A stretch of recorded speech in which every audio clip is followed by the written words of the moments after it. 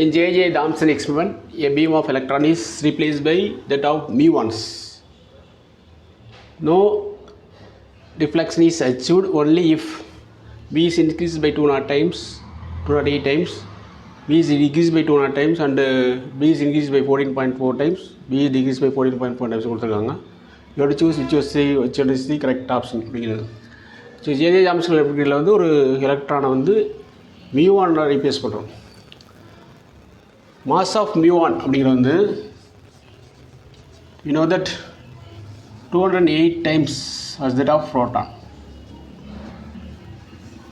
That is mass of mu1 is 208 times as that of mass of electron.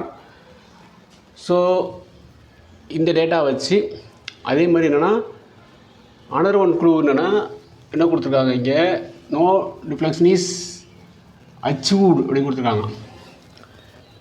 No deflection is achieved அப்படின்னா அந்த J.J. Thomson எக்ஸ்பெரிமெண்ட்டில் வந்து electric field as well as magnetic field ரெண்டும் apply பண்ணும்பொழுது if both forces that is due to electric field and due to magnetic field ரெண்டு force that is magnetic force electric force ரெண்டுமே வந்து balance with each அதர்னா that beam of electron has no deflection, அது deflect ஆகாது.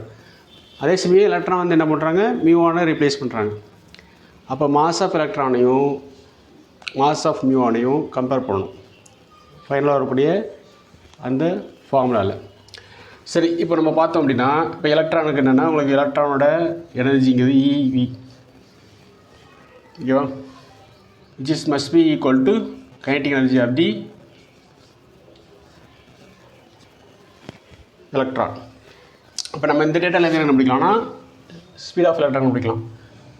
So V square equal to 2EV/mனு கிடைக்கும். And hence ரெண்டு root எடுத்தோன்னா V equal square root of 2EV/mனு கிடைக்கும். இப்போ வந்து ஸ்பீட் தான் கண்டுபிடிச்சிருக்கோம். இப்போ வந்து பார்த்தோன்னா நோ டிஃப்ளெக்ஷன் எப்போ அப்படின்னா தட் இஸ் மேக்னெட்டிக் ஃபீல்ட்னால் வரக்கூடிய அந்த மேக்னெட்டிக் ஃபோர்ஸ். ஏன்னா வந்து magnetic field as well as electric field both are applied perpendicular to each other. அது கிராஸ் ஃபீல்ட் சொல்லுவோம். Electric field and magnetic field are mutually perpendicular to each other அப்படிங்கும்போது they are said to be cross fields அப்படின்னும். Both are perpendicular to each other அப்படிங்கும்போது so BQV sine தீட்டாங்க Lorentz force. இங்கே Q replace by E small E. காரணம் என்னென்னா அது வந்து charge of electron குடிக்குது எலக்ட்ரான் யூஸ் பண்ணும்போது.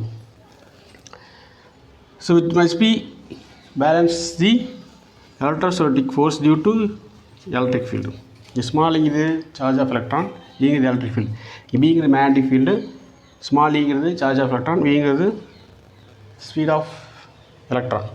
So small E can say so V இங்கே B எடுத்துக்கலாம். B equal to E/V. ஏன்னா B தான் கம்பேர் பண்ண சொல்லியிருக்காங்க. V இந்த ஃபார்முலா எடுத்து வச்சுருக்கோம் பார்த்தீங்களா, இது நம்ம சப்ஸ்டிட்யூட் பண்ணிக்கலாம் இங்கே. தென் B நான் என்னென்னா ஒரு கன்வீனியன்ட்டுக்கு இது வந்து மேக்னெட்டிக் ஃபீல்டு ஃபார் எலக்ட்ரானுக்கு அப்ளை பண்ணக்கூடிய மேக்னெட்டிக் ஃபீல்டு. ஸோ பின்னு எடுத்துக்கிறேன், சப்ஸ்கிரிப்ட் B எடுத்து சப்ஸ்கிரிப்ட் Dங்கிறது வந்து என்ன மென்ஷன் பண்ணுதுன்னா for electron. So is equal to E/ஸ்மால் விக்கு பதிலாக நான் இதை சப்ஸ்டிட்யூட் பண்ணுறேன். Square of 2EV/m. இது வேறு மாதிரி எப்படி எழுதலாம் அப்படின்னா நீங்கள் ரூட் எம் வருவீங்களா, தட் இஸ் √2EV/√mனு பிரிக்கலாம். அதை அப்போ √m வந்து மேலே வந்துடும். Then divide by square root of 2EV. So எலக்ட்ரானுக்கான மேக்னெட்டிக் ஃபீல்டு வந்து என்னென்னா இதோட நம்ம என்ன மாஸ் ஆஃப் எலக்ட்ரானுக்கு சப்ஸ்கிரிப்ட் யூஸ் பண்ணிக்கலாம் ME அப்படிங்கிறது. ஏன்னா நம்ம இங்கே தான் யூஸ் பண்ணியிருக்கோம் ME. So ME/√2EV. This is for electron.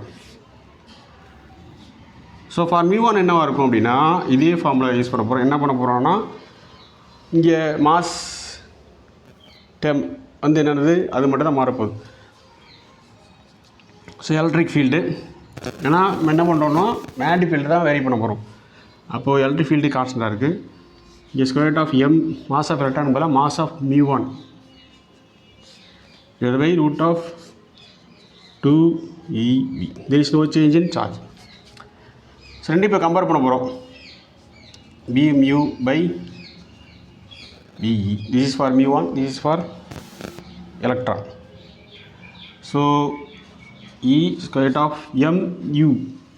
Muக்கு பதிலாக என்ன யூஸ் பண்ணலாம்னா இது யூஸ் பண்ணலாம் 208 times. That is equal to 208 me. 208 me. 208 times meங்கிறதால நம்ம 208 meன்னு போட்டிருக்கோம். Divided by root 2 EV. This is for mu1க்கான magnetic field. எலக்ட்ரானுக்கு வந்து என்னென்னா E square root of me by root 2 EV. இந்த டைம் வந்து சிமிலர் டைம் இது ரெண்டும் இப்போ இது ரெண்டு கேன்சல் ஆகிடும். அதே மாதிரி இ கேன்சல் ஆகிடும். தென் பேலன்ஸ் என்ன இருக்கும் அப்படின்னா ரேட் ஆஃப் ரூட் 208 me.